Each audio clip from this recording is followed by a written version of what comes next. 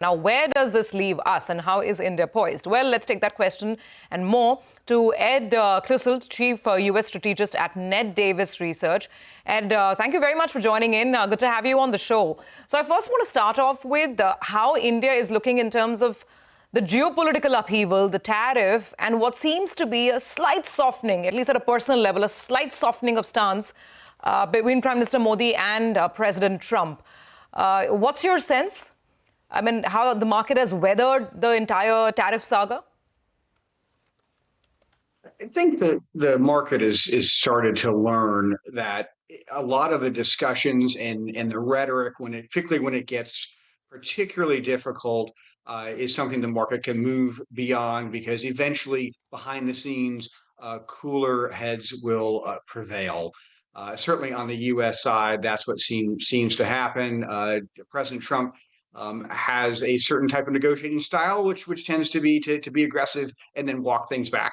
And so that's a lot of what goes on. And the fact of the matter is, the Indian and U.S. economies are linked very closely, and they both need each other. So at the end of the day, we're likely to find a solution that is still palatable to both sides. Mm. In the meantime, the market rally in the U.S. continues. There's absolutely no stopping. So what's the sense? I mean, this month it's going to be 25 basis points from the Fed. Is that being taken as a given? And therefore, do you expect U.S. equities to keep going higher? At this point, if the Fed does not cut, it would be a pretty big shock to investors. If Powell wasn't planning on leading the Fed to a cut, he wouldn't have said what he said at Jackson Hole last month.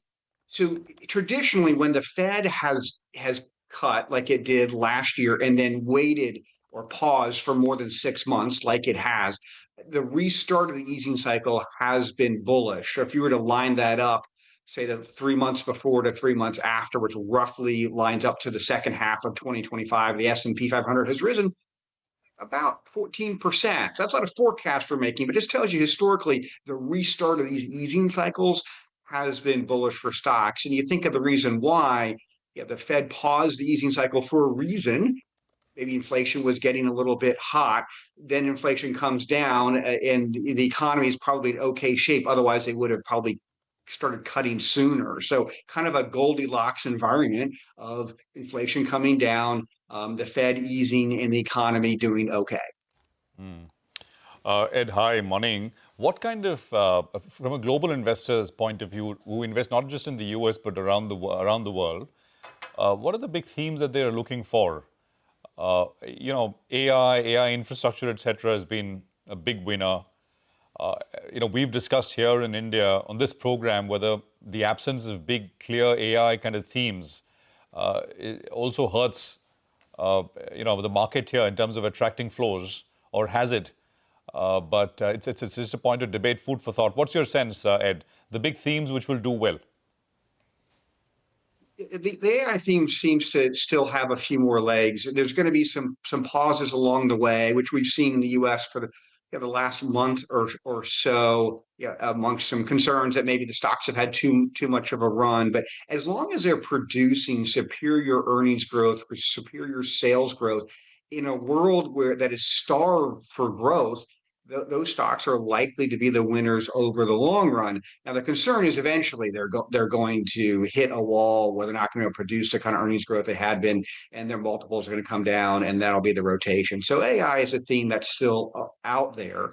One thing we've been watching closely as well are small caps in the U.S. They've hit pretty critical support. Small cap versus large cap is back to where it was in 1999. At the height of the dot-com bubble, small caps are cheap. Now, usually they do better coming out of a recession, so probably the best time to get into them is after the next recession. But if investors want to start dipping their toes in to see if maybe they find support here, that would be something else to look for. But the third thing I'd say is globally, find the companies that can produce superior top-line growth, sales growth, because in a slow growth world, investors are going to pay up for the companies that can produce the growth. Hi, Ed. Good to see you on the show. My question is with regard to the U.S. market and the U.S. economy. Now, valuation-wise, it's trading at elevated levels. If I look at the S&P 500, ballpark 25, 27 times, depending on what earnings you're factoring in. And the economy is going to be hit by a double blow. I say this because tariffs are moved up, and also you have the dollar that is actually weakened. So it's unlike the last time around where you saw strength on the dollar. So the consumer ultimately will get hit. Do you think that the US markets have now done their run and maybe in fact it's time for some kind of cool off in the mother market, or do you think the US markets will continue to lead the way? Well, as long as the economy avoids a recession, you have a friendly Fed, and you have decent earnings growth, that's a recipe for the cyclical bull market to continue. Can you get a pause, a pullback? Absolutely. On average, the S&P has one correction of 10% or more in a given year. So those sort of things can happen. But if the big macro backdrop of positive growth, good earnings growth, and a friendly Fed is there, then I think that the Fed or the U.S. markets will be okay. The valuations are a concern, but those generally are not the catalyst. They tell you the risk. So when eventually the economy does slow down, and there will be another recession, probably the decline in the markets will be that much greater because you're coming off of such high valuations. Unlike, say, a decade ago, when valuations were much lower, we got a slowdown in the U.S. in 2015, 2016, and you got a pretty small bear market. This time, whenever the next recession hits, it could be much greater. All right, Ed, thank you very much for joining us. Good speaking with you. Appreciate your time here on CNBC TV 18.